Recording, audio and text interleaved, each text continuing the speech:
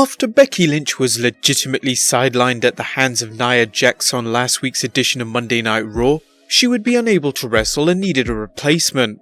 Surprisingly, she would choose former foe Charlotte Flair to face Ronda Rousey at Survivor Series. This would in turn fast-track the dream match between the two, as many assumed that this bout would be saved for the grander stage of them all next year. The match would be anticipated, but it did one better and exceeded all expectations. This match would be brutal, as within the first couple of minutes into the match, Rousey would suffer a cut to her mouth, possibly a direct cause from a stiff elbow shot to the face.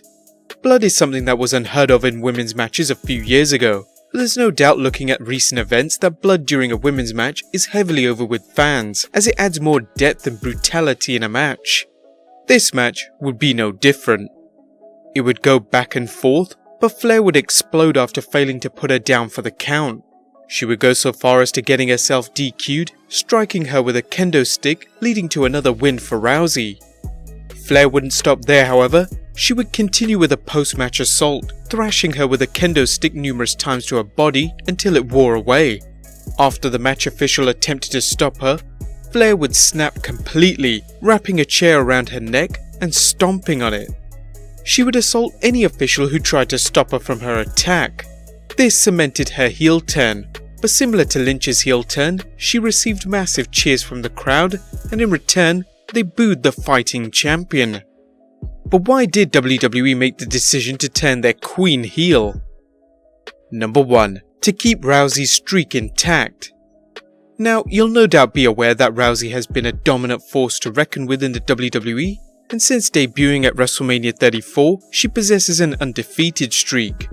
Now, it's nowhere near Asuka or Goldberg's numbers, but Rousey has managed to rack up 10 official wins, and a match at the Survivor Series marks her 11th straight win.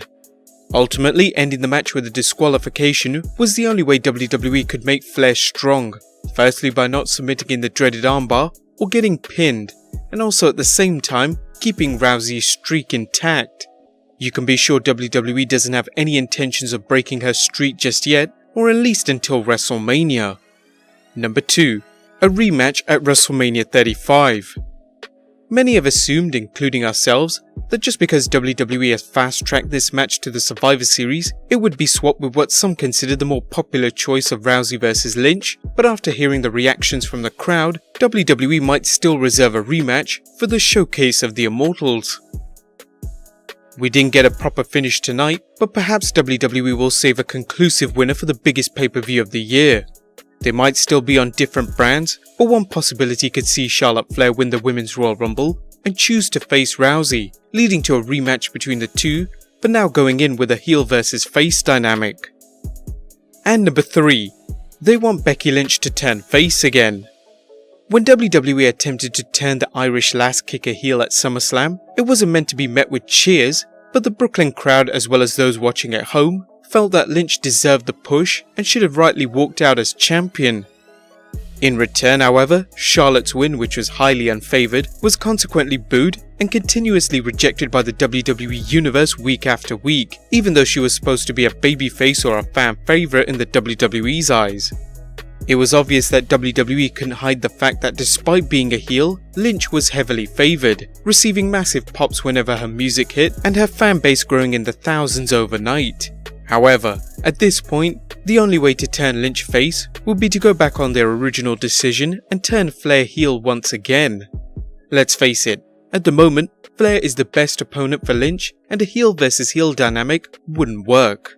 What did you guys think of the match? Let us know in the comments down below, subscribe if you haven't already, and I'll see you next time with some more wrestling content.